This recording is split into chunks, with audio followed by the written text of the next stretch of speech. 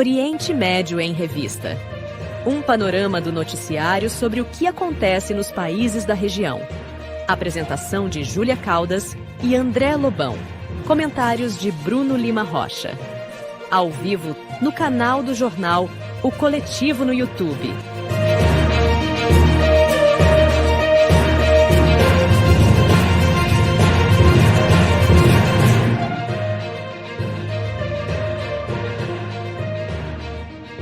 Seja bem-vinda, eu sou André Lobão e comigo estão Júlia Caldas, Bruno Lima Rocha e Mohamed Ali. Boa noite. Boa noite a todos, sejam bem-vindos. Olá, boa noite. No programa de hoje vamos acompanhar os últimos acontecimentos sobre a guerra de Israel contra o povo palestino e também vamos conversar com Maysar Hassan, odontóloga e ativista palestina. Mas antes, vamos para o nosso editorial. Agora, no Oriente Médio em Revista, editorial.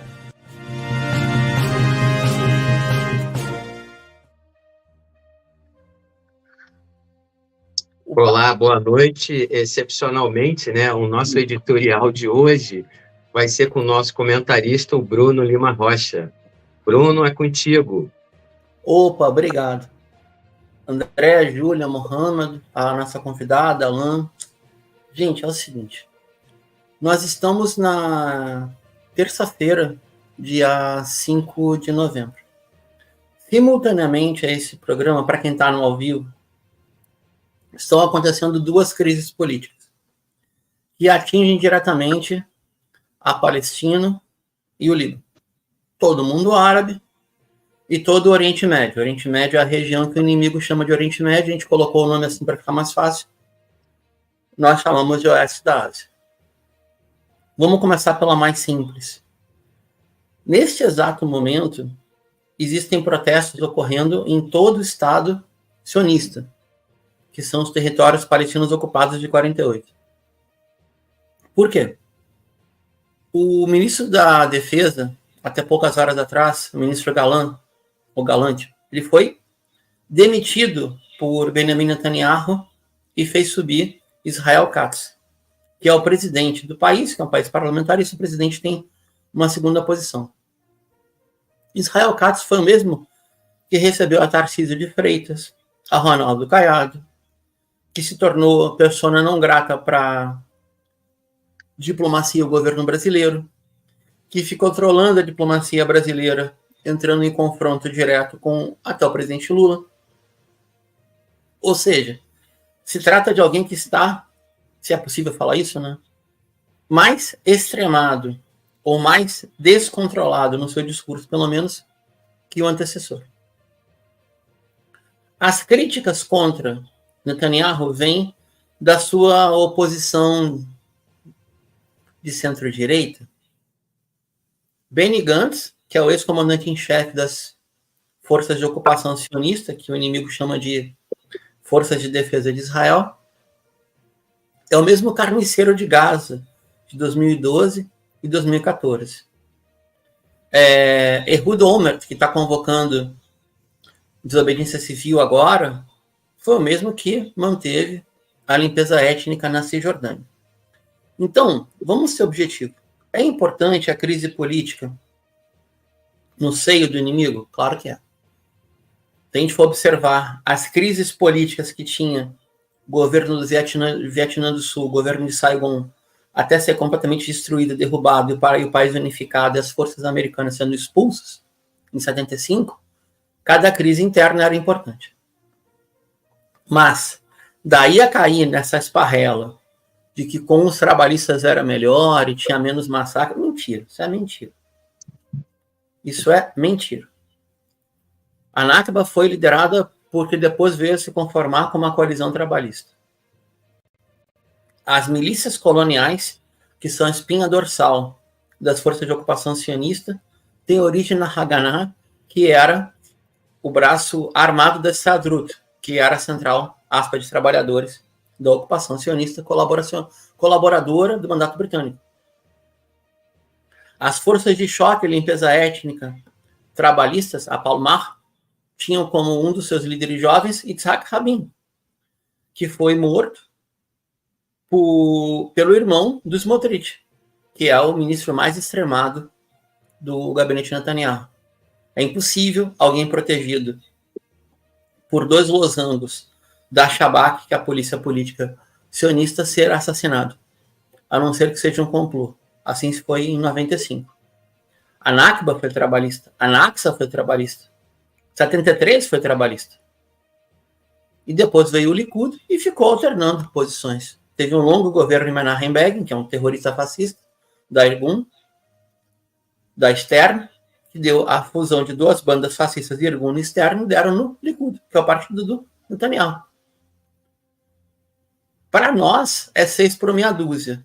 Mas para entender que o inimigo em crise, sem governo, fortalece a resistência, é um ponto importante. Então, fazendo uma comparação meio esdrúxula, se o André me permitiu o carioquismo retornado, por um pouco brevíssimo tempo, como se dizia no Rio de Janeiro, André, na briga entre Marcelo Crivella, prefeito do Rio, e Wilson Witzel, governador do Rio, então, eu fico pela briga. Então, na interna sionista, quanto mais disputa, melhor. A sociedade sionista é sionista. 62% são a favor de que jamais existe um Estado palestino. O parlamento do tal de Israel, ele é contra um Estado palestino. O que está acontecendo? É muita loucura falar isso. O inimigo está perdendo no solo. O inimigo entendia que com a supremacia aérea e a vantagem tecnológica poderia derrotar as forças árabes ad infinito, que seriam pior treinadas. Já não são. Hoje, quem tem mais profissional treinado no chão, pessoas dedicadas a tempo integral à defesa da sua terra ocupada e invadida, é a resistência palestina e a resistência libanesa. Enquanto o inimigo recruta reservistas ou jovens conscritos. Agora, tentou recrutar um número enorme de ortodoxos que se recusavam a servir. Tenta recrutar 30 mil da Eritreia e da Etiópia, prometendo passaporte israelense para quem for matar criança e morrer no fronte do Líbano, porque vai voltar deitado. Perdem divisões inteiras, não é mal dizer. Colocam jovens da noite de Tel Aviv como reservistas sendo recrutados novamente para lutar contra mujahidin experimentados do Hezbollah. Vão a óbito. Essa é a crise de fundo da sociedade sionista. Eles podem ter financiamento, ganhe Trump, ganhe Kamala Harris. Ad infinito. Mas eles não conseguem conquistar mais um palmo de território. Eles extraem. É isso que está acontecendo. Qual que era a meta para encerrar? Ao invadir Gaza por terra, alegado por Netanyahu, vamos recuperar os reféns. Quantos reféns foram recuperados até agora? Não reféns que foram libertados pelo Hamas, recuperados. Sabem quantos? 4. Quantos já vieram a óbito? Um sem número. Quais são as condições de sobrevivência dos reféns? As mesmas dos mujahidin, do Hezbollah, da Jihad Islâmica, dos Fedaim, da Fatah, da Frente Popular, da Frente Democrática. Quanto tempo mais vão sobreviver com as bombas da aviação sionista, financiada e armada pelos Estados Unidos? Ninguém sabe. Essa sociedade perdeu. Esse projeto colonial só vai existir enquanto houver uma guerra regional. Do contrário, ele é insustentável. Por fim, a legitimidade da lenga-lenga sionista acabou. Povo escolhido, povo prometido, diáspora, tudo sempre foi lorota. E agora a lorota está explicitada na frente da humanidade, uma máquina de guerra assassina, que se dedica não a defender um território que sequer é seu, mas a assassinar mulheres desarmadas, crianças, idosos, bombardear hospitais e escolas. É isso. Na disputa entre Netanyahu e seus inimigos internos, eu torço por mais disputa. Obrigado. Valeu, Bruno, obrigado. Excelente editorial. Eu só tenho uma coisa a acrescentar, parece, de fato, é uma radicalização, né, do que está acontecendo no regime de Israel, e eu já ouvi até alguns analistas colocarem um possível, o que podemos chamar de golpe militar, a adesão total do corpo político de Netanyahu às suas forças armadas. Enfim, é um processo, pelo jeito, Israel está vivendo uma primavera de extrema-direita. Mohamed, algo a acrescentar? Sim, um elogio ao Bruno. Bruno, fantástico editorial, perfeito, tá? Muito bom. Hoje, eleições americanas, né? Vamos escolher o sionista que vai governar para os sionistas, né? E lá em Israel, né? Que fique bem claro, aquele inferno, né? Que colonialista que foi colocado, né? Já há 100 anos, ele está em convulsão, ele está rachando, né? O mal, ele não vai prevalecer, não adianta, o genocídio, a mentira, né? Todo o aparato militar tecnológico, ele não tem raiz, não tem sustentação. São mais de 10 mil entre feridos e mortos das forças treinadas, né? Da Força de Defesa de Israel, né? E a vitória, ela virá. Não se sustenta Israel por mentiras, não se sustenta nada por mentiras, conspirações, né? O povo de origem vai vencer, isso é questão de dias, é questão de horas, de meses, de anos. Não vamos cansar de lutar, e é isso que vai acontecer. A gente vai avançar, e eles vão cada vez enfraquecer cada vez mais. Vão brigar entre si, vai ter o racha interno deles, porque a mentira não se sustenta, nunca se sustentou. Então é isso. Obrigada, Mohamed. E agora, na sequência, damos as boas-vindas à nossa convidada de hoje, a Maysar Hassan, que é odontóloga e ativista palestina. Então, Maysar, seja bem-vinda e muito obrigada por estar com a gente hoje. Boa noite a todos. Primeiramente, muito obrigada pelo convite. Eu me chamo Maysar Hassan Ali, sou ativista palestina. Sou palestina e sou uma refugiada de 1967. Meu pai é o refugiado de 1948 e nós escolhemos o Brasil para viver e fugir daquele inferno, né? E agora o que está acontecendo, né, e continua acontecendo, que há 76 anos, 78 anos já, que não tem limite, não tem parada, não tem o que falar a respeito desse genocídio que está nos acontecendo. Vamos só para a entrevista? É só porque a gente tem uma entrevista. Aí, na sequência, fica à vontade. Pode ser? Pode ser. Eu vou começar, então, gente, vou abrir a entrevista de hoje, mas, Sara, perguntando sobre o papel das mulheres na resistência palestina, né? Na tua visão, como que as mulheres construíram essa essência, essa existência na resistência palestina? Olha, Júlia, as mulheres palestinas, na verdade, elas se obrigaram a ser fortes. Elas são desprovidas de maridos, de filhos, de irmãos, de pais, de avós. Desde 1948, elas vivem sozinhas.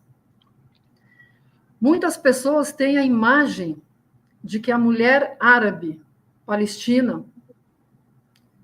ela é fraca, mas é pelo contrário. Elas sempre estiveram à frente da luta. E eu te digo mais, se não fosse a resistência das mulheres palestinas, eu acreditaria que a nossa resistência não estaria até hoje firme e forte com os nossos filhos, porque elas são as guardiãs das casas, elas são as guardiãs dos filhos, e elas que estão lá resistindo a essa luta para uma Palestina livre. Maysar, pode até parecer pueril, mas nos interessa muito saber qual o sentimento da mãe, avó, tia, o sentimento do dia a dia da ocupação, da opressão sionista. Como é que as mulheres percebem isso?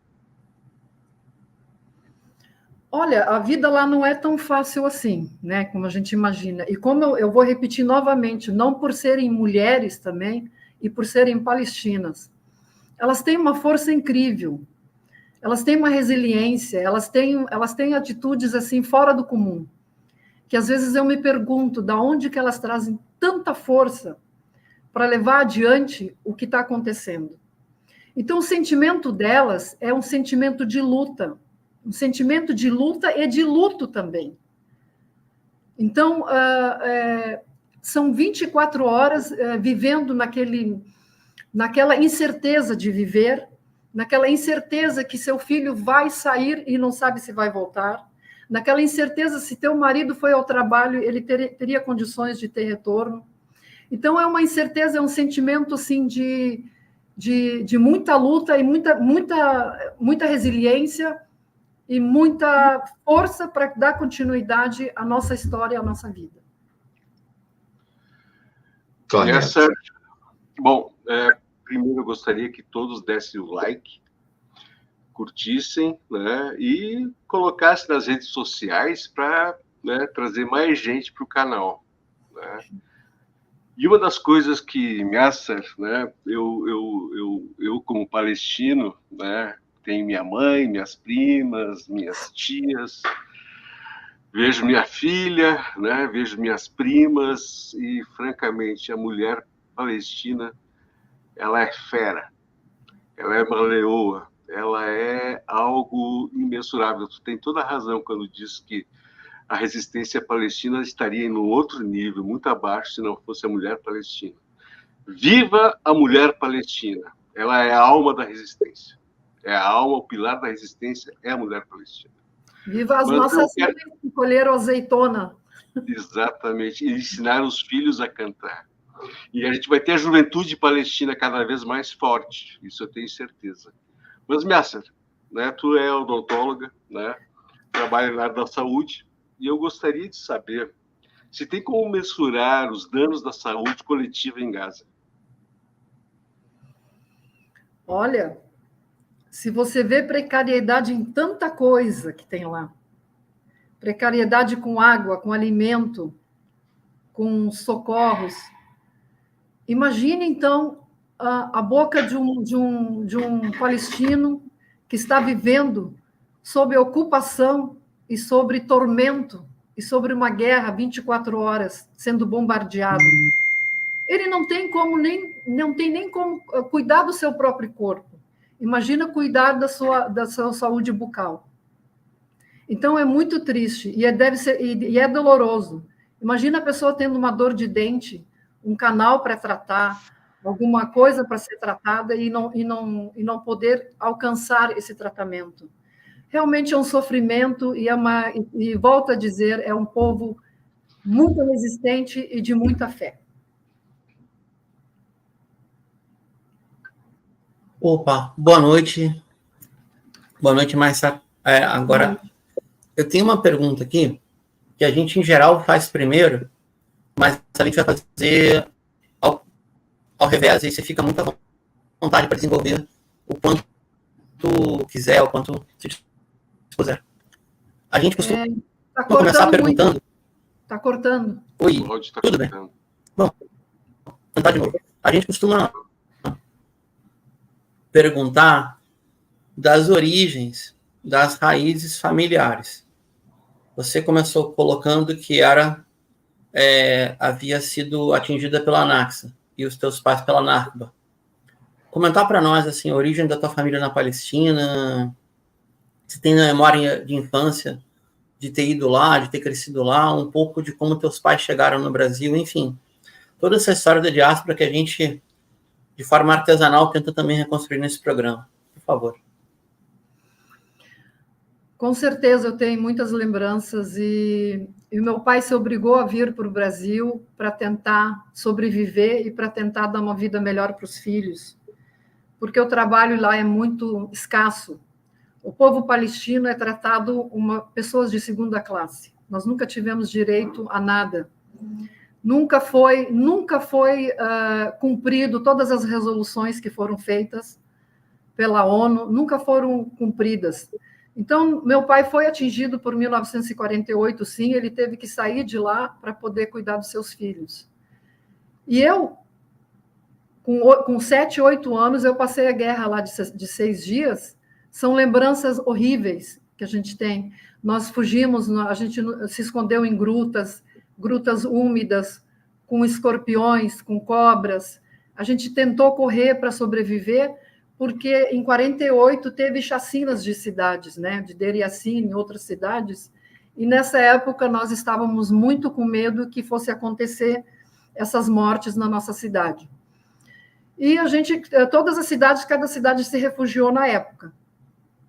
Mas isso está acontecendo agora, né? Então, quer dizer, não nos mataram, nos colocaram fora de nossas casas, nos colocaram como escravos. Quando nós voltamos, a gente ficou em escolas embaixo de sol 24 horas, sem tomar água, se levantar, levava coronhada na cabeça. Então, assim, ó, o nosso povo ele foi muito judiado em 1967, e cada casa tinha um soldado em cima da casa observando os movimentos e tinha o toque de recolher. Então, são lembranças bem dolorosas, realmente, que eu tenho da minha infância, que até hoje eu faço tratamento para isso. Agora eu me coloco assim, eu fico imaginando, imagina as crianças de Gaza. Perderam a infância. Imagina as crianças de Gaza, o que elas estão passando e o que elas vão ser. Como é que elas vão crescer? Qual é a dor que elas estão tendo? Realmente é uma coisa que é inimaginável, a gente não consegue imaginar. Eu passei por essa dor em 67, mas nem se compara com a dor das crianças palestinas de Gaza, ou das crianças da Cisjordânia, que elas não têm liberdade de brincar, elas não têm liberdade de ser como criança. Então, realmente é uma... Mas, pois não. Deixa eu aproveitar. Tu te lembra, antes da Nakba, um pouco antes da Guerra de 67, você tem memória da vila que vocês moravam, operavam fidaíns perto de vocês? Conta um pouco para nós, por favor. Por incrível que pareça, eu levei 30... essa poesia, até que eu vou falar depois, ela fala, depois de 30 anos voltei. Eu pude voltar para o meu país exatamente depois de 30 anos. Imagina, eu saí de lá com 8 anos e depois de 30 anos eu voltei. Então, eu voltei com 38 anos. E por incrível que pareça, do jeito que eu imaginei a minha aldeia, a minha cidade, do jeito que ela estava guardada na minha memória, quando eu cheguei lá, enxerguei tudo. Eu dizia para o taxista que me levou até a cidade, eu dizia, aqui é a escola tal, aqui é a vila tal, aqui o fulano mora, aqui o Beltrano. Caramba, mas tu saiu daqui com 8 anos, como é que tu lembra de tudo isso? Aquilo ficou armazenado na minha mente, na minha cabeça. E o cheiro da minha terra não sai, sabe? O cheiro é inconfundível. O cheiro da terra, o cheiro da azeitona, o cheiro das flores. Então, realmente, são lembranças que marcam o nosso coração, marcam a nossa vida, que o sentimento das iguarias, dos temperos, esses cheiros não saem da mente, não saem da nossa cabeça. Às vezes a gente traz uns temperos de lá, só fica cheirando para lembrar o nosso país, o nosso mundo, a nossa terra. É muito doído. Mas, Sara, antes de a gente abrir para essa outra parte, né, em que tu vai declamar um poema, fica à vontade para, enfim, fazer considerações, comentários que tu achar pertinente, e aí sim a gente vai para essa etapa final que tu vai apresentar para a gente. Olha, Júlia, se eu não fosse palestina e muçulmana, eu queria ser. Que povo forte, de fé inabalável, assistindo tudo de tão perto. Deus é mencionado todo momento diante do meu povo. Toda hora eles mencionam o nome de Deus. As pessoas são solidárias umas com as outras. As crianças, uma ajudando a outra. os jornalistas ajudando as crianças. Que pena de quem não conhece a essência de um povo tão resiliente. Eu tenho orgulho de ser palestina. Ser palestina sempre foi para mim um grande orgulho, e ao longo de toda a minha vida, eu me destaquei a levantar a questão palestina em todos os lugares que eu fosse.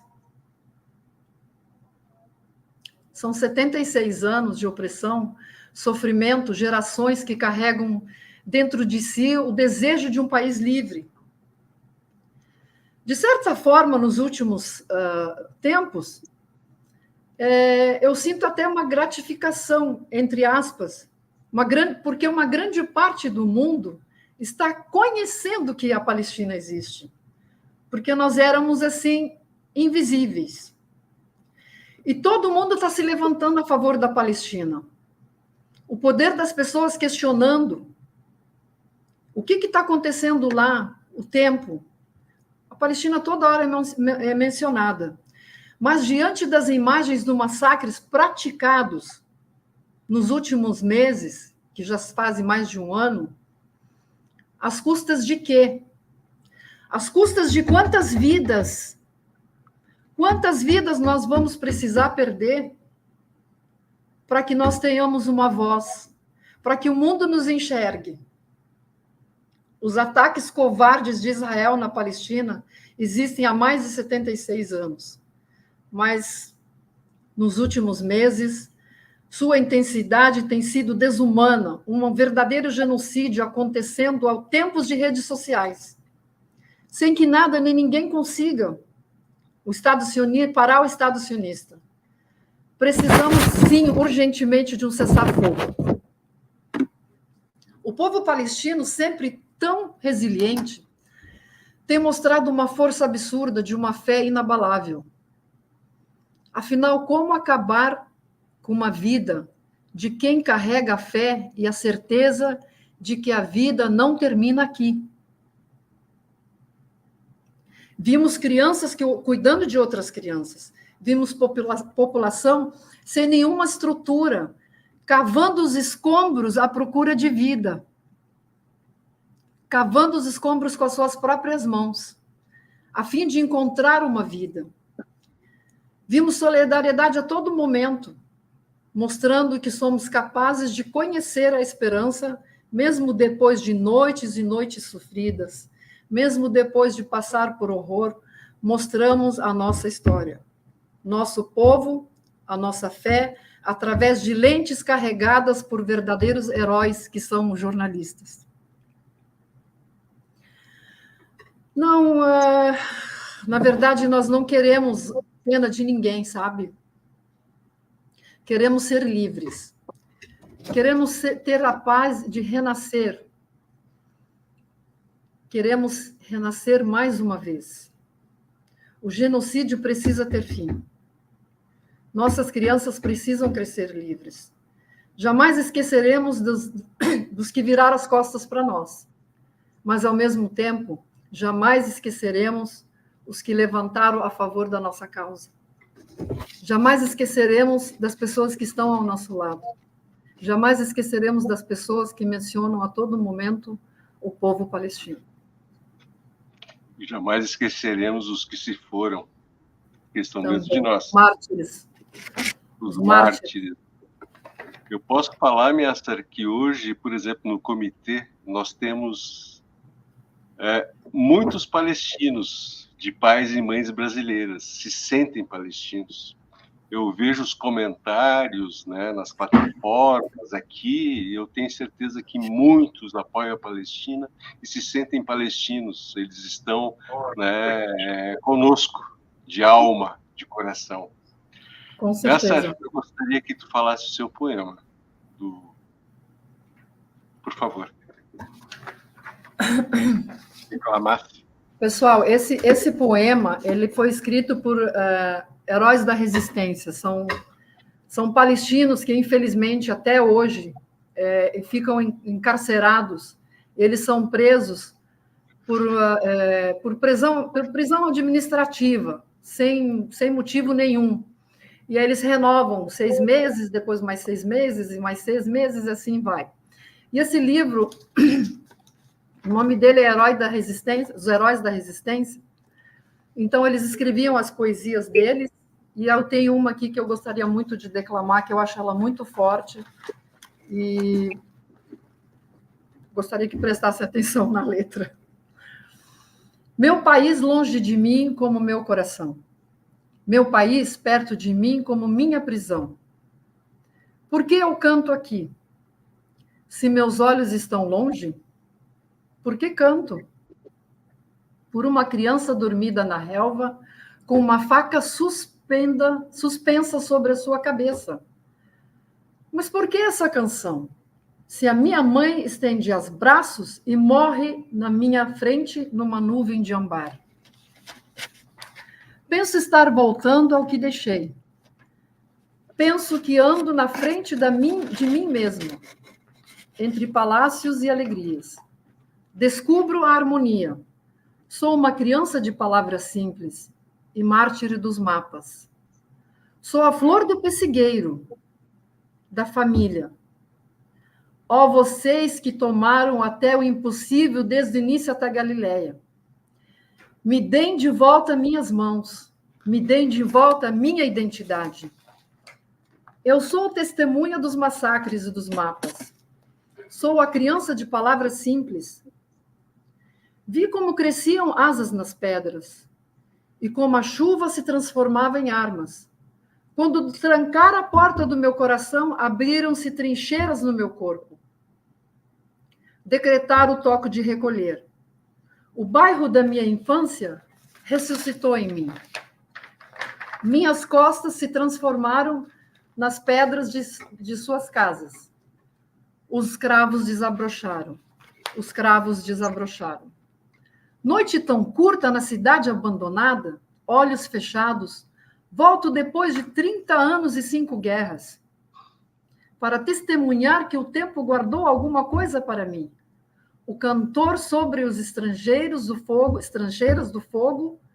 era uma noite obscura, e o cantor cantava. O interrogaram, mas por que cantas? Responde, porque estou cantando. Procuraram no seu peito, procuraram no seu coração, não encontraram mais nada do que um povo. Procuraram na sua voz, procuraram na sua tristeza, não acharam mais nada do que uma prisão. Procuraram na sua prisão, só encontraram eles mesmos acorrentados. Atrás das montanhas, o cantor dorme. Só no mês de março, as sombras cresciam sobre ele. Sua terra, ó vocês que procuram até semente de trigo dentro do berço. Passem o arado sobre mim. Passem o arado sobre mim. Vocês que vão às montanhas, passem sobre mim. Vocês que vão aos rochedos de Jerusalém, caminhem sobre mim.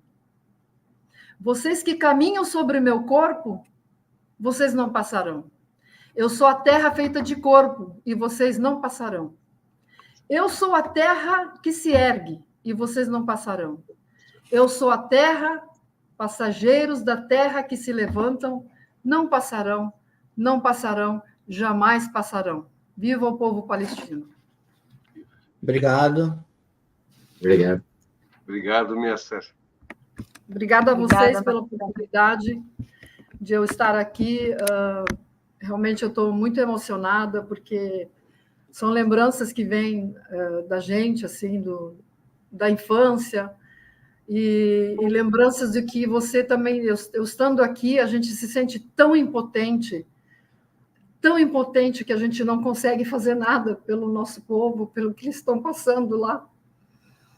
E eu acho que esse momento que vocês nos dão, essa oportunidade de a gente estar falando de uma crise humanitária, na verdade, é uma crise humanitária que o nosso povo, além de morrer embaixo de uma guerra, está morrendo de fome. E espero que as pessoas se mobilizem, espero que as pessoas se toquem com o que está acontecendo com o povo palestino. Nós não queremos morrer. Nós queremos paz, queremos liberdade, queremos viver livres. Muito obrigado pela oportunidade. Obrigada, Maysara. Então, hoje recebemos Maysara Hassan, que é odontóloga e ativista palestina. Então, Maysara, muito obrigada por participar do programa, por compartilhar as memórias e, enfim, muito obrigada por estar com a gente hoje. Obrigada a vocês. Grato. Beijo. Obrigado. Alan, vamos puxar o intervalo, então? E a gente, na volta, vamos para a parte noticiosa? Oriente Médio em Revista.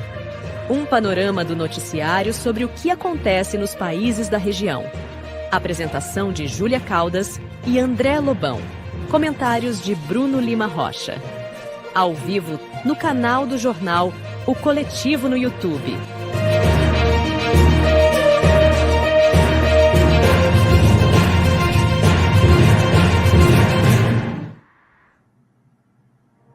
De volta,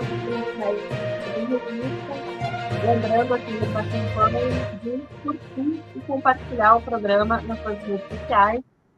Também deixem o like nessa transmissão, no canal em que vocês estão assistindo. E a gente lembra também a quem quiser e puder contribuir com o programa, tem o QR Code que aparece aqui na tela, aqui no quadradinho do lado do André. Tem também o Pix do sindicato que nos apoia, que é sindasp@gmail.com. Volta e meia o endereço passa aqui também pela nossa tela.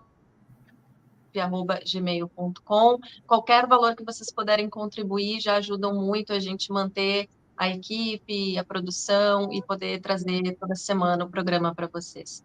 E a notícia agora é: bebê brasileiro de 11 meses morre após ataque de Israel ao Líbano. A fonte é o site UOL.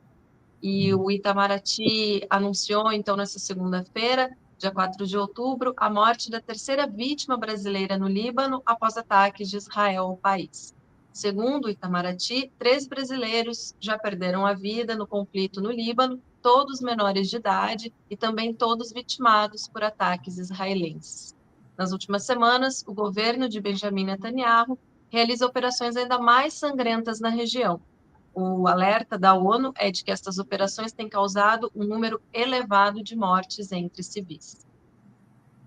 Segundo a nota emitida pelo Itamaraty, abre aspas, ao manifestar a família de Fátima Abbas a mais sentidas condolências e estender toda a sua solidariedade, o governo brasileiro reitera as explicações nos mais fortes termos aos contínuos e injustificados ataques aéreos israelenses contra as zonas civis no Líbano e renova o apelo às partes envolvidas para que cessem imediatamente as hostilidades. Fecha aspas. O governo brasileiro vem realizando operações de resgate de centenas de brasileiros que vivem no Líbano e que precisam de ajuda para deixar o país. Nos últimos dias, o Brasil levantou o volume de críticas contra Israel, inclusive em reuniões no Conselho de Segurança da ONU. Em evento realizado para debater a crise no Oriente Médio, o chanceler brasileiro Mauro Vieira foi enfático no alerta sobre o desrespeito pelas regras internacionais e decisões de cortes. Bruno, comentário. Mohamed. Rapidamente, eu passo para o Mohamed com mais tranquilidade. Pessoal, tem algo que está acontecendo na política externa brasileira que eu, pelo menos, nunca tinha visto. Hoje ela é o reflexo da correlação de forças internas como nunca foi antes.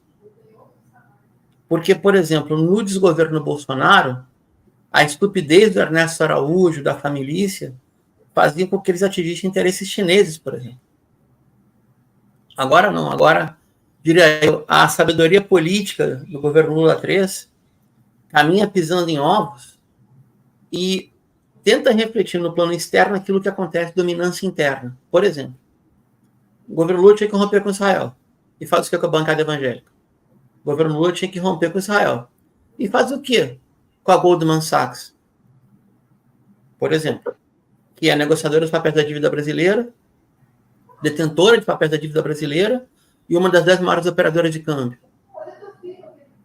O governo Lula tinha que romper com Israel. E o Banco Safra. Só para começar a brincadeira. Né? Onde é que eu quero chegar? Ah, você não quer que rompa com Israel? Por mim, rompe agora. Rompe agora e congela todos os contratos. Mas eu vou falar do ponto de vista mais brando, mais social-democrata. Tem correlação de forças para isso? Do ponto de vista da luta, tem disposição para acumular força e chegar nesse ponto? Esse é um dado que eu queria trazer. E, por fim, para passar para o Mohamed, a gente mantém o título original porque está citando fonte, tá? Mas o UOL, na sua cretinice, fala que o bebê morreu. O bebê foi assassinado por uma bomba dos Estados Unidos lançada por uma aviação israelense. Mohamed, fica à vontade, por favor. Terceiro brasileiro morto. Terceira criança brasileira. Terceiro inocente brasileiro morto no Líbano. Qual a gravidade disso? Tudo bem, estão trazendo os libaneses para cá, mas não é isso que os libaneses querem. Eles estão sendo vítimas, estão sendo destruídas as vilas, estão sendo explodidas as vilas, estão fazendo o Líbano que estão fazendo em Gaza. Hoje são 43 mil mortos em Gaza. No Líbano são 13.150. Nesse pouco tempo, isso representa 12,85%, né, dessa relação. Estão matando mais no Líbano do que estão matando em Gaza, na proporcionalidade. Né? Tem crianças em Gaza, 35 mil, né, que são órfãos de pai, ou de mãe, ou de pai e mãe. 35. Perderam a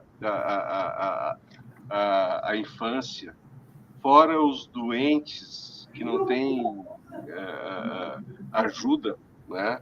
Crianças com risco de desnutrição. A história vai se repetir novamente no Líbano? Mohamed, só um momento, tem um áudio vazando aí, Alan. Vocês vão lá em guerra, eu quero ficar bonita? Aqui, ó, tava assim, ó. Sim, tem um áudio vazando aí, gente. Tem que tirar a colega, a entrevistada do programa, por favor, Alan. Isso. Obrigado.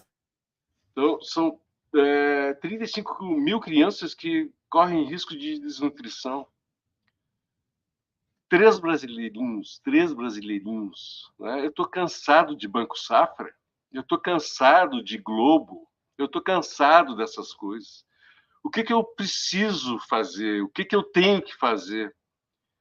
Eu preciso da indignação das pessoas, eu preciso da indignação desse público, eu preciso que as pessoas se manifestem mais e mais contra Israel, contra o sionismo, contra o seu Netanyahu, contra os Estados Unidos que ficam enviando armamento e lavando as mãos. Foi mortas as crianças por balas americanas e mãos sionistas. E vamos ficar calados pelo capital? É essa a moral que nós queremos? É isso? É a ética? Vamos lá, os evangélicos. Se nós formos abrir a Bíblia, né, nós temos 2 infanticídios. Um na história de Moisés, outro na história de Jesus fugindo para Belém. E agora nós temos infanticídios em Gaza, o genocídio, e no Líbano. E vem me falar de Israel bíblica. Que Israel bíblica é essa? A que custo isso? Pelo amor de Deus, vamos parar com isso. Esse negócio de Israel, ela é o mal. Ela não tem ética, ela não tem coerência, ela é invasora. Né? Ela vai ruir de tanta mentira, tanto engodo para o mundo, ela não se sustenta. Ela mata o tempo todo, genocida, explode. Ela ferra com a população nativa de lá. Os árabes cristãos, os árabes islâmicos, toda essa espécie de árabe. Eles já nos chamaram de animais humanos. Como eu vou poupar palavras para dizer que eu sou antisionista? Como eu vou poupar os meus termos? Como eu não vou torcer para a resistência? Como eu não vou torcer para a Hamas? Como eu não vou torcer para o Hezbollah? Né? Isso que eles não matam crianças. O Hezbollah não assassinou nenhuma criança. Nenhuma criança. Tem ética. A resistência tem ética. Obrigada, Mohamed. Dando sequência aqui nas notícias de hoje, Netanyahu demite ministro da Defesa de Israel por discrepâncias. A fonte é a Hispan TV. O primeiro-ministro israelense, Benjamin Netanyahu, demitiu nesta terça-feira, 5 de novembro, o ministro dos Assuntos Militares, Yoav Gallant, admitindo a existência de desentendimentos entre eles sobre a guerra em Gaza. Gallant será substituído por Israel Katz, que era o ministro das Relações Exteriores do país. Em comunicado, Netanyahu admitiu lacunas significativas entre ele e Gallant na gestão da campanha militar em Gaza. Ainda segundo o primeiro-ministro israelense, há uma crise de confiança entre os dois. Com isso, é esperado que as tensões internas em Israel aumentem ainda mais. Yair Golan, que dirige o novo partido de centro-esquerda de Israel, os democratas, está incentivando os israelenses a saírem às ruas para protestar contra a deposição de Gallant. Lembramos que em junho deste ano, Netanyahu também anunciou a dissolução do gabinete militar de Israel, após 8 meses de guerra, sem alcançar os seus objetivos em Gaza. Bruno, Mohamed, comentários. Eu vou rapidinho, eu passo para o Mohamed. Primeiro eu dei uma barrigada, porque eu, infelizmente, eu confundi os nomes, tá? Então, Israel Katz era ministro das Relações Exteriores, era o chanceler, e o infeliz que fez aquela briga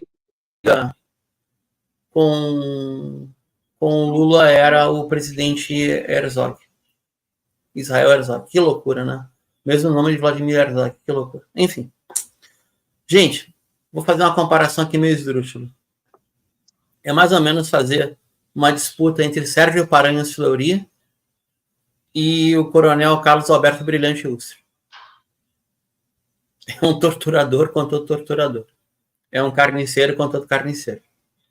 Mas se a disputa entre os carniceiros fizesse implodir o DOI-CODE, eu ia torcer pela disputa. Essa é a comparação que eu queria fazer. Vamos só curtinho, Mohamed, por favor, para dar tempo do roteiro inteiro. Por favor. Eu quero falar que o End1146 tem toda a razão num comentário, né? BDS, né? Boicote, desinvestimento e sanções. É isso que nós devemos fazer contra Israel. Ela tem que quebrar economicamente. Mas falando aqui do Gallant, esse primeiro-ministro, esse que foi demitido aí, ele que nos chamou de animais humanos, né? E aí entra Israel Katz. É o sujo contra o mal lavado, né? E né, chama lá para desobediência. Desobediência do quê? Vamos desobedecer o quê? Né? Racha logo esse país, ele é mentira, um mente para o outro, um conspira contra o outro, é poder contra poder, né? Eles não trazem à luz, né, as razões. Eles não querem resgatar esses reféns, né, que foram levados para Gaza. Eles não estão nem aí com reféns. O negócio de Israel é dinheiro. O negócio de Israel é dinheiro, e não é Israel. É o dinheiro em Nova York. É o dinheiro em paraísos fiscais. É venda de arma. É poder, é petróleo. Esse é o negócio. As vidas pouco importam. O que importa é o dinheiro, é o poder. E a notícia agora é: Israel emite 7.000 novas ordens de recrutamento para judeus ultra-ortodoxos. A fonte é o site Al-Mayadin. O então ministro de Segurança de Israel, Yoav Gallant, antes então da demissão, né, anunciou ontem, terça-feira, 4 de novembro, mais 7.000 ordens de recrutamento para homens ultra-ortodoxos, um grupo historicamente isento do serviço militar obrigatório.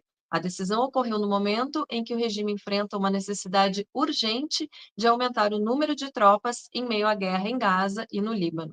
O anúncio ocorreu após uma rodada anterior de 3.000 ordens de recrutamento emitidas em julho deste ano, o que levou a protestos generalizados na comunidade ultra-ortodoxa. As triagens devem começar nos próximos dias, segundo informações de um comunicado do Ministério da Segurança de Israel. De acordo com o documento, abre aspas, o ministro da Defesa concluiu que a guerra e os desafios que enfrentamos ressaltam a necessidade do exército israelense por soldados adicionais. Esta é uma necessidade operacional tangível que requer ampla mobilização nacional de todas as partes da sociedade. Fecha aspas. O Estado sionista de Israel exige serviço militar para homens judeus que servem por 32 meses e para mulheres judias que servem pelo período de 24 meses. Entretanto, desde a criação da entidade israelense em 1948, os homens ultra-ortodoxos estão isentos de se dedicarem ao estudo de textos religiosos judaicos em tempo integral. De acordo com o Instituto de Democracia de Israel, a comunidade ultra-ortodoxa representa atualmente 14% da população judaica do país, totalizando aproximadamente 1.300.000 pessoas. Comentários? Bruno, Mohamed? Vou rapidinho, estão mandando os seus para a morte. Eu vou repetir aqui. Tu pega alguém que não tem treinamento militar, recruta. Recruta para quê? Para treinar e mandar para o front. Vai recrutar agora para quê? Para fazer o rodízio de brigada? Estão usando reservista. Ou vão servir 3 anos dentro do território controlado, e aí só na sequência vai rodízio para o front? Eu vou lembrar uma carga de canhão, uma bucha de canhão, chamada Guerra do Vietnã. O recrutamento militar obrigatório nos Estados Unidos só acabou em 83. E qual era o critério? O critério era estar na faculdade, para não ir, para sobrar. E o acesso ao estudo universitário nos Estados Unidos é por questão de renda. Ou bolsa, né? Uma coisa assim. Enfim, esses caras são assassinos do próprio povo. Tem uma parcela lá que não quer servir de jeito nenhum. Aí vai jogar os caras no front? Eu vou repetir. Vai jogar leigo, conscrito, no front contra o Hezbollah? Contra a Frente Popular? Contra a resistência libanesa? Eu estou falando sério. Isso daí, olha, isso daí era para, nas regras sionistas, nas leis deles, ter uma insubordinação ortodoxa e derrubar o governo ultra-ortodoxo, porque isso não é possível. Não dá para admitir um negócio desse. É muita loucura isso. De alguma forma, daqui a pouco vai repetir a situação que ocorre na Ucrânia, né? Onde homens e mulheres estão sendo sequestrados para irem para o fronte da guerra. Pois é. Ah, desculpa, enquanto isso o filho do Netanyahu está na Flórida. De rave em rave, né? É justamente o que eu ia falar. Podia estar surfando no Havaí, passeando aqui em Porto Alegre, no Bonfim, no Bom Retiro, em São Paulo, né? Tentando uma profissão, está se alistando para morrer a troco de quê? Né? De ser chamado de genocida e ser perseguido depois, está havendo suicídios. Né? Todo respeito ao judaísmo. Né? O judaísmo, ela é a raiz das 3 fés. Né? Ela é a raiz do cristianismo e do islamismo. Moisés, ele disse, não matar. Como levar alguém que estuda religião, ver um Deus tão magnífico para uma frente de guerra? Não existe isso. Não existe isso. Eu apoio os ortodoxos, não tem que ir para a guerra, não. Né? Aí sim vale uma desobediência civil. Vamos buscar a paz. Vamos buscar a paz. A vida com palestinos, cristãos, islâmicos, judeus, todos no mesmo país ou em 2 países, né, vivendo e coexistindo, né, harmonicamente. Vamos dar chance à paz. Cessar fogo urgente para a Palestina, para o Líbano, para todos. Os Houthis vão parar. O Irã não vai jogar bomba, não vai querer matar mais gente, não. A paz com os palestinos. Esse é o X da questão. Andem para a paz. Obrigada, Mohamed. E a notícia agora é: assessor de Netanyahu está preso em Israel por suspeita de vazar documentos sigilosos e dificultar acordo de cessar-fogo em Gaza. A fonte é o jornal O Globo. A polícia israelense prendeu um alto assessor do primeiro-ministro Benjamin Netanyahu para a investigação. Ele teria vazado à imprensa documentos que sustentam a decisão do primeiro-ministro de incluir condições rigorosas para um acordo de cessar-fogo com o Hamas há alguns meses.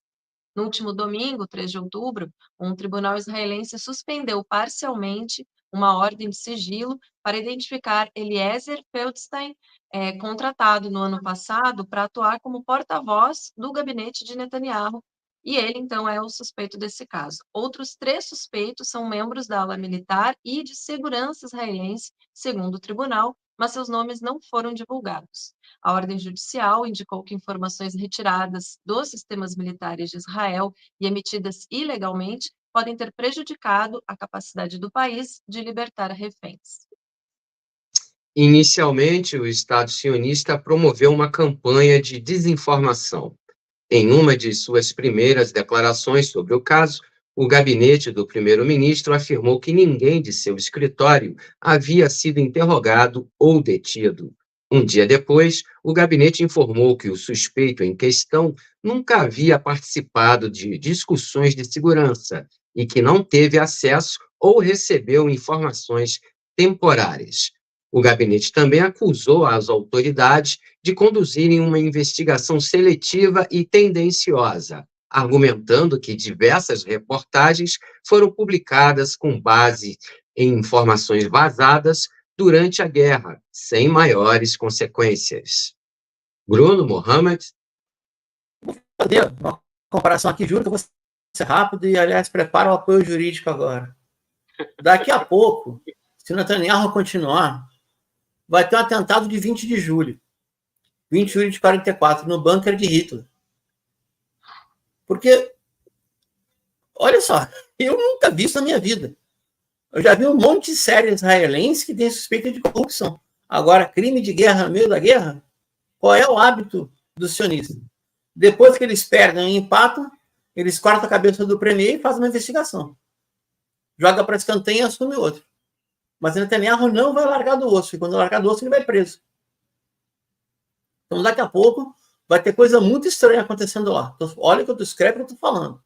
Ah, me dá um exemplo do Yitzhak Rabin. Não mataram o Rabin? Tudo é possível. Desses caras aí, eu espero qualquer coisa. Bom, uma coisa que eu admiro, na verdade, e admiro demais, né? De um berço judeu saiu Freud, Karl Marx, né? Tantos Einstein, tantos pensadores, né? E eu admiro realmente a inteligência. Só que desse berço saiu uma inteligência do mal. Benjamin Netanyahu, né? Ele está manipulando, né? O Globo ele omitiu que ele vazava mentiras, né? Para não libertar os reféns. Quer dizer, ele está jogando a sorte dos reféns que fiquem lá, que fiquem presos por um motivo de matar, genocidar, acabar com Gaza, né? Então, ele mente, manipula, extorque, compra, vende. Olha, o gênio do mal, né? Infelizmente, esse é um gênio do mal. Benjamin Netanyahu, né? Já entrou para a história, né, como o maquiavélico Bibi, né? O carniceiro de Tel Aviv, né? Então, ele vai ser preso e eu acredito, né, que Nuremberg vai estar esperando por ele. Pessoal, a gente pede a audiência aí, o apoio, curtindo aí o nosso programa, compartilhando em suas redes, em mídias sociais, é muito importante, né, para aumentar a nossa audiência, enfim, e também, claro, o seu apoio através aí do Superchat, seu comentário, e, claro, apoiando a gente também pelo Pix, com qualquer quantia você está ajudando aí a produção do nosso programa. Abaixo aqui está o endereço do Pix, e aqui está aqui o QR Code, dá aquela força aí para gente. Valeu, Júlia? Isso aí, André. E a notícia agora é: Trump disse a Netanyahu que quer o cessar-fogo em Gaza quando vencer. A fonte é o site Al Mayadeen. Então, de acordo com um ex-funcionário do governo dos Estados Unidos, a proposta de Trump a Netanyahu não foi explícita e ele talvez apoie atividades residuais das forças de defesa de Israel em Gaza, desde que a guerra tenha terminado formalmente. Segundo o site Al Mayadeen, Netanyahu afirma que Israel planeja manter o controle de segurança abrangente de Gaza mesmo após o fim do conflito, enquanto outras autoridades israelenses defendem que as forças do exército mantenham uma espécie de zona tampão dentro da faixa de Gaza, enquanto reocupa periodicamente a área. Trump sinalizou recentemente que ofereceria a Israel mais margem de manobra em sua guerra, criticando o atual presidente dos Estados Unidos, Joe Biden, por tentar limitar a resposta da ocupação israelense às operações de resposta promovidas pelo Irã. O ex-funcionário dos Estados Unidos enfatizou que Trump quer o fim da guerra em Gaza, antes de sua posse.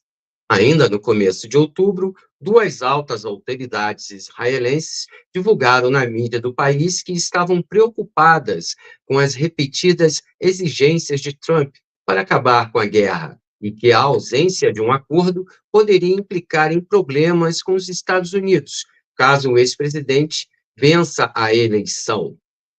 Bruno, Mohamed. Rapidinho. Bom, primeiro que a contagem eleitoral nos Estados Unidos deve levar uns 5 dias, no mínimo, tá? E vai ser muito apertada se não tiver recontagem. Segundo, vamos sempre lembrar, o general iraniano Hassan Soleimani dizia que Trump tinha o comportamento de um gerente de cassino. E não está muito longe da profissão dele original. Terceiro, a meta de ocupar Gaza permanentemente é a exploração do gás na plataforma continental da costa de Gaza. E não tem pouco não, tem bastante, tá? Enfim, não dá para acreditar nenhum nem outro, mas realmente se o Trump vier a ganhar e Netanyahu continuar no poder, vai dar carta branca para Netanyahu fazer o que bem entender. Em termos regionais, já que em Gaza ele já faz o que bem entende. Esse é o maior perigo de todos. Bom, eles querem, o Trump quer ser entrar para a história como o cara que fez a paz em Gaza, isso? E botando sauditas, jordanianos no lugar dos sionistas para monitorar os palestinos. Os palestinos querem sua terra. Não é essa paz fantasiosa, né, de cassino, né, de Las Vegas, de Disney, né, ou de Hollywood que nós queremos. Nós queremos uma paz justa, né? Palestino, a Palestina dos palestinos e com um governo palestino democrático e autêntico. Nós não precisamos que as pessoas cuidem da gente, né? Somos civilizados. Vivemos no Brasil uma democracia, vivemos em vários países, nós nos ajudamos, nós votamos, nós elegemos, né? Fomos derrubados, né? E tudo mais. Nós somos democráticos, a nossa natureza é democrática, né?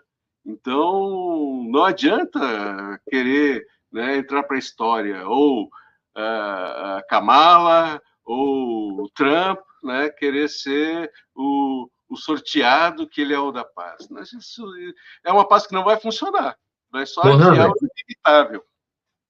Mohamed, Oi. É importante lembrar que foi a ordem final de Donald Trump como presidente dos Estados Unidos para o assassinato do general Soleimani em um aeroporto em Bagdá, morto por um míssil. E a resposta foi o Irã atacar uma base americana e eles ficaram caladinhos, né? Não veio a mídia, né? Esse é o homem da paz. Esse é o homem da paz, assassino da paz, né? Muito bem me lembrado, André. E, gente, na sequência, tem a divulgação daquele evento em Santa Catarina essa semana. A gente tem o card aí para mostrar. Mohamed, faz a chamada para a gente, por favor. Faço, sim. Bom, gente, tem um evento em Santa Catarina, né? O pessoal de Santa Catarina, muito ativo, né? Vai estar lá o conhecido Jones Manuel, que eu sigo, né? É um historiador comunicador excelente de esquerda, né? Com relações internacionais, no dia 7 de novembro, às 10 horas, todos lá, quem estiver em Florianópolis, vai lá para a UFSC, prestigie pessoalmente, também vai estar o professor Dr. Mahmoud Hussein, né? O Germano Molardi e o Mansur Salum Hussein, né? Com o apoio do PCBR, né? e demais instituições. Isso é um evento da Frente Palestina Livre de Santa Catarina. Estejam todos lá, né? Prestigiar o Janis Manuel. Opa, gente, só um comentário final aqui. Qualquer evento que tiver a favor da luta palestina, da resistência libanesa ou do eixo da resistência, é só mandar que a gente coloca, tá? De forma ecumênica e sem sectarismo. Qualquer força política que fizer um evento que seja pró-Palestina, ou seja, que não queira se cacifar em cima da Palestina, como os outros ainda fazem, a gente coloca aqui no ar. Esse evento é muito bom e proponho todo mundo presente. Se eu tivesse em Florianópolis, estaria lá presente também. É isso. É isso. Bruno, Mohamed, as últimas considerações para a gente fechar o programa de hoje, por favor. Vou repetir o que eu falei antes, passo para o Mohamed, rapidinho, tá? Na disputa entre os setores políticos do Estado sionista, eu torço pela disputa. Briguem até o fim. Eu desejo que os Estados Unidos deem empate e que vá para os tribunais, né, e que disputem bastante isso, que as coisas fiquem uma disputa interna para deixar o resto do mundo um pouquinho mais aliviado, né? Porque o mundo fora dos Estados Unidos sofre demais, gente, né? Então, que as eleições sejam bem apertadas, que vá para os tribunais e que disputem por 1, 2 anos, né, que fiquem nesse limbo aí, que nos livre um pouco dessa angústia, né? E vamos lá, Palestina livre.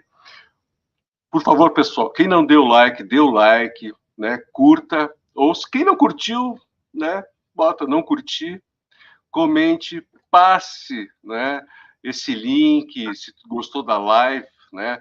Para as outras pessoas assistirem, aumentar a nossa audiência. É muito importante a voz para os palestinos, né? A voz do Oriente Médio Revista, a voz dos libaneses, a voz de todos os povos do Oriente Médio, né? Muito obrigado a todos, né? E até a próxima semana, se Deus quiser. Eu só queria ver as atas, hein? As atas. Boa. O Trump vai querer ver também. Se ele ganhar, ele vai querer ver também. Se ele perder, vai falar... Estado por estado, as atas. A gente pode ter 51 atas. 50 estados, né? Mais uma ata de Israel, a gente precisa. Vamos aguardar a atuação do governo brasileiro sobre isso. Isso aí, não querendo ser irônico, claro. Não, imagina. Pau que bate em Chico, bate em Francisco, né? Se bateu aqui na Venezuela, que bate nos Estados Unidos. Somos soberanos, né? Se pode, desculpa, Aroeira, vai e volta. Pois é. Ô, André. Oi. Amigo, a previsão é que na metade da contagem o Trump possa declarar a vitória. Ah, sim, já declarou. Já ontem. Ele já ganhou. Ele já ganhou em 2020, 2016, 2024 e o vice dele já ganhou em 2028 também. É tapetão. Vai pro tapetão, com certeza. Tomara que vá. Né? E nos alivia um pouco. Eu torço por isso. Pois é. Quem lembra da disputa Bush Jr. e Al Gore em 2000, foram 8 recursos à Suprema Corte. Até que o bunda mole do vice do Clinton jogou a toalha e assumiu o Bush Jr. Olha, gente, eu não quero conflito lá, não quero guerra civil. Também não quero, não. Pelo amor de Deus. O povo americano, tudo certo. O problema são os governos. Os governos americanos. Esse negócio dessa democracia corporativa, né? É as armas que vence, é Hollywood que vence, é os remédios que vence. Isso não é democracia, desculpa, não é democracia, isso é dinheiro. Perdão. Neste século, na invasão do Iraque, promovida por Bush Jr., e depois dado continuidade, os Estados Unidos mataram no Iraque 1 milhão de pessoas. 1 milhão de pessoas. Se essa é a melhor democracia do mundo, eu não imagino qual seja a pior. Gente, eu parei por aqui. Se for falar mal dos gringos, vai até amanhã. Tá? Obrigado, boa noite. Só para fechar o programa, tem um comentário aqui no chat falando de uma caminhada pela paz na Palestina, no Rio de Janeiro, dia 16 de novembro, na Avenida Atlântica, mas a gente faz esse serviço na semana que vem, a gente lembra desse evento, então quem também estiver organizando algum evento pelo Brasil em favor da Palestina, entre em contato com a gente que a gente divulga aqui. E essa edição do Oriente Médio em Revista fica, né, termina por aqui. Esperamos vocês no nosso próximo episódio, aqui nos canais que nos retransmitem. E o nosso programa conta com a produção técnica e jornalística de Alan Camargo, André Lobão, Bruno Lima Rocha, Christopher Dallalana, Juan Carvalho e Júlia Caldas. Também contamos com a participação de Mohamed Ali, do Comitê pela Paz na Palestina contra o Apartheid e o Genocídio. Obrigada.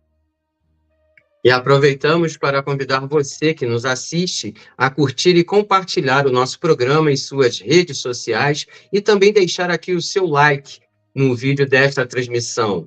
E a quem quiser colaborar com o programa, nosso Pix, né, tá aqui na tela, o QR Code, você vai ajudar bastante a gente aí com qualquer quantia. Precisamos de apoio, fazer esse programa não é fácil.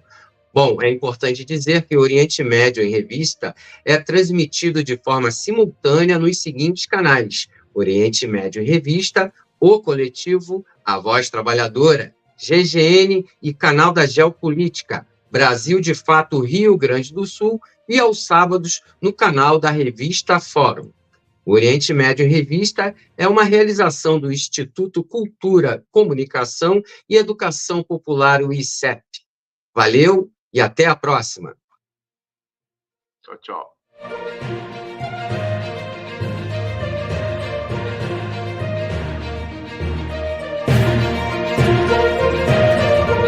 Oriente Médio em Revista.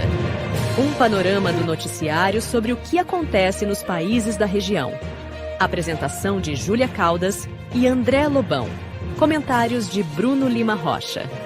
Ao vivo no canal do jornal O Coletivo no YouTube.